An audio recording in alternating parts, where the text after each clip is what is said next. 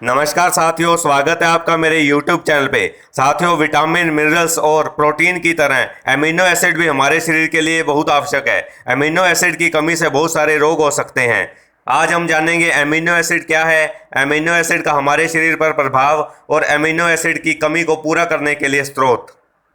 शरीर में अन्य विटामिन और खनिज की तरह एमिनो एसिड की भी आवश्यकता होती है। एमिनो एसिड प्रोटीन बनाने में महत्वपूर्ण भूमिका अदा करता है, इसलिए मनुष्य के लिए हर रोज एमिनो एसिड लेना आवश्यक है। यह शरीर में संरक्षित नहीं हो पाता है, इसलिए इसको आहार के माध्यम से हर रोज लिया जाना चाहिए। एमिनो एसिड दो प्रकार के होते हैं, आवश्यक और गैर आवश्यक। आवश्यक एमिनो एसिड शरीर में नहीं बन पाते हैं, इसलिए इन्हें आहार के माध्यम से लेना जरूरी होता है। दूसरी तरफ गैर आवश्यक एमिनो एसिड हमारे लीवर में बन जाते हैं और खाद्य पदार्थों में भी पाए जाते हैं।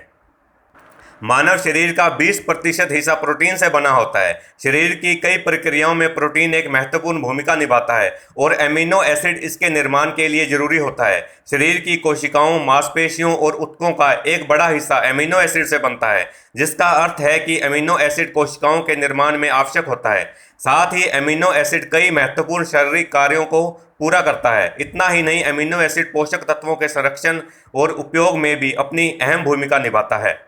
एमिनो एसिड के फायदे। एमिनो एसिड के अनेक फायदे हैं। एमिनो एसिड मुख्य रूप से थकान कम करने, अत्यधिक वसा को दूर करने, दिमागी कार्यों को बढ़ाने, सूजन को कम करने, मांसपेशियों के बनने में तेजी लाने और शरीर में होने वाली अन्य स्थिति को ठीक करने का काम करता है।